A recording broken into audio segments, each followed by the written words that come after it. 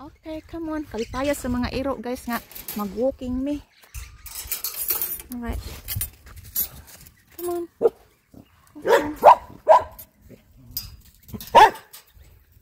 So, arita mag-walking diri sa padak.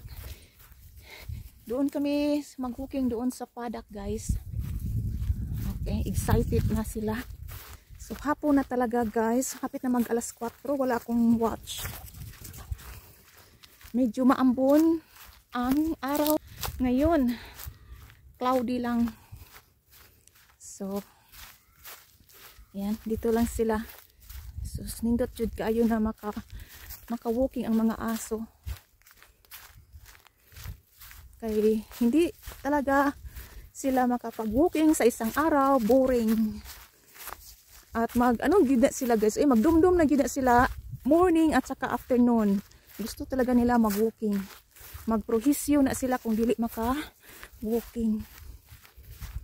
Lamig pala. Ang lamig.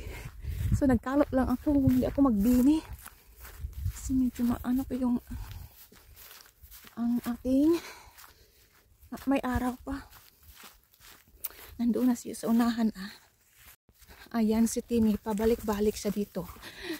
Run backwards and forward talaga. Tumakbo siya doon mga 100 meters. Then pabalik naman dito. Ayan. Nagpupo naman siya.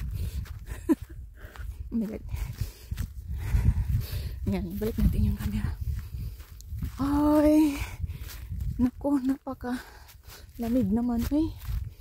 So doon lang tayo mag-walking around the fence.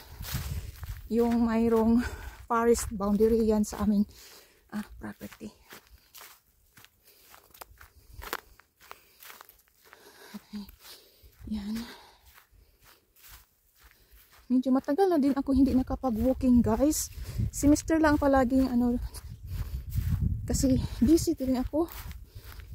At malamig.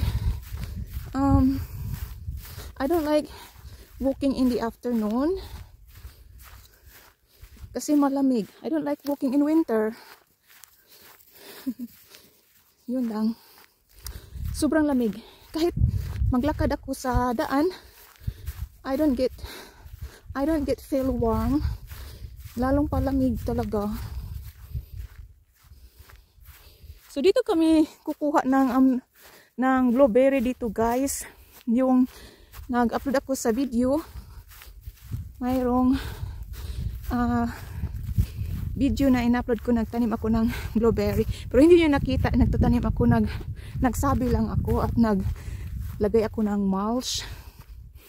I-open natin gate. Hinahangak na ako guys.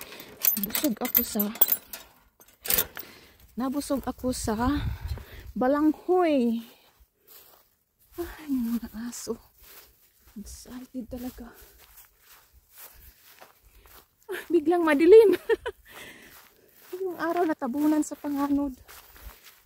Babalik ako dito kuha din ako ng mga collecting din ako ng mga Uy! Hangon, Timmy! Hangon ko. Oops! Sus!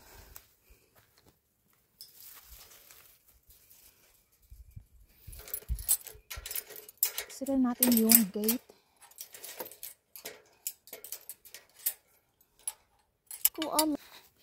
Ayan, nahirapan talaga ako sira ng gate.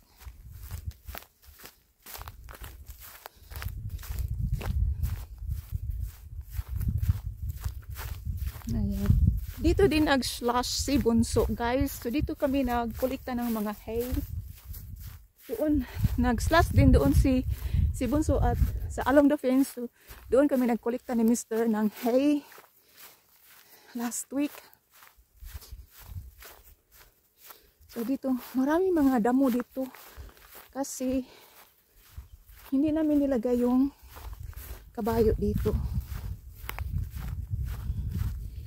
At saka yung baka nasa kabilang padak din. Ayan.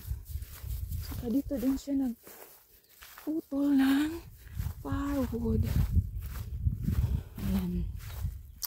So doon guys, papunta tayo doon. Doon tayo mag-walking along the fence. Yung aso nag-chasing ng kangaroo o wallaby. Maraming mga hay dito. Oh. Very light lang ito na hay.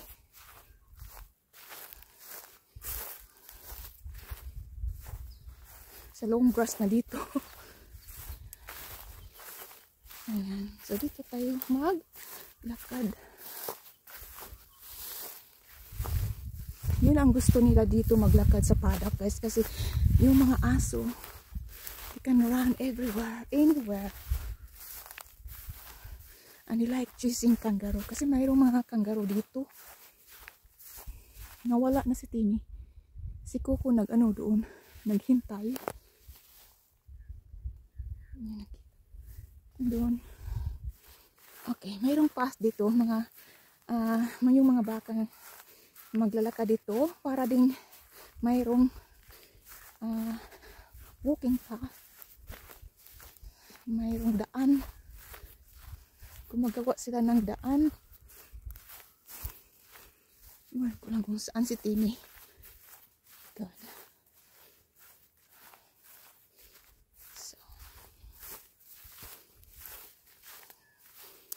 Ayan. So, shortcut lang natin yung video muna. Dito pala nag-cutting ng firewood si Bunso at saka yung stepson ko umuwi dito. Bumibisita dito. Nearly 2 months ago. Tinulungan niya si Bunso mag-cut ng firewood kasi winter dito. So, dito pala pang kitchen firewood ba? Ayan. Marami. At they are dry firewood talaga guys. Oh. Maganda. Ayan. Oh. So, dami. Dito. Ayan. Firewood. At saka doon. It's a good firewood talaga guys. It's a good firewood talaga.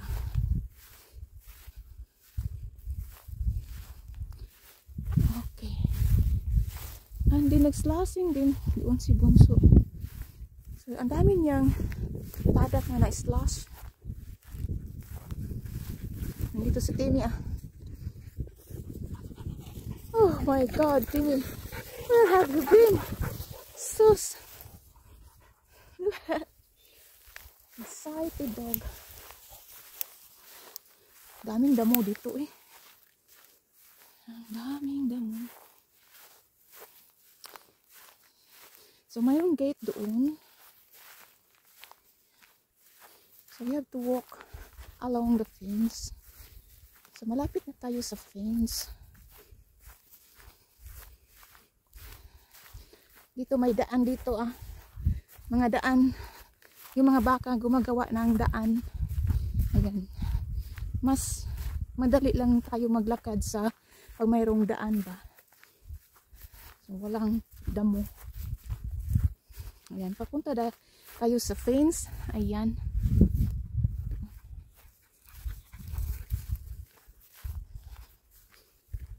Ayan. Yung fence dito, hindi siya, it's not electric fence. So, pwede naman tayo squeeze to go the other paddock. Pero itong paddock ito guys, the other side, hindi yan kay Mr. sa kapitbahay namin. So, dito din nag-slash si Bunso along the fence. Maraming mga hay din dito, guys. Gosh. So, ipakita ko sa inyo sa unahan. Ayan. So, ito yung fence. Boundary na ito sa on the right side sa kapitbahay namin. And dito, ayun, yung property ni Mr. Ayun, mayroong mga baka doon. Gusto ni Coco doon. Gusto niya dito kasi mayroong mga baka and she likes chasing the cows. She like playing that. Pero si Timmy hindi. Ang gusto ni Timmy, mag-chasing siya sa mga kangaroo or wallaby. Minsan, rabbit.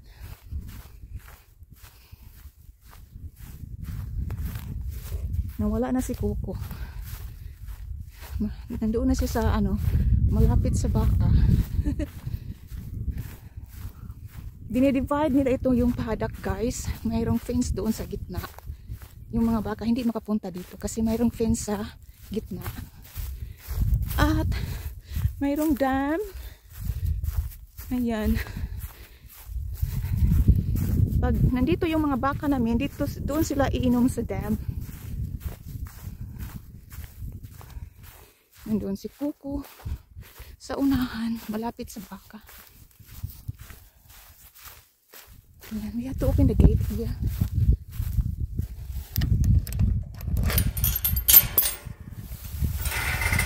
Ayan, bumalik na si Coco.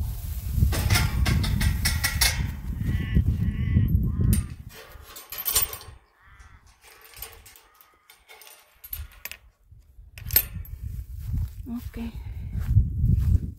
Keep moving. Yung mga baka. Wala na si Timmy. Hinahanap niya si Timmy. Nandito yung kabayo siguro.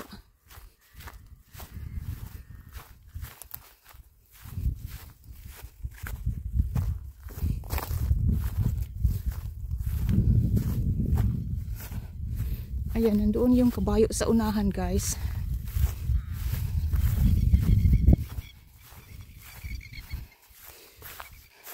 Wow, ang layo pala ng isla si Bunso dito, oh.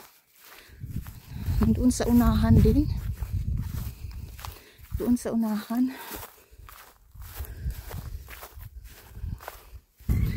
Makapunta din dito, makapasok din dito yung mga kabayo kasi naka-open yung gate sa unahan.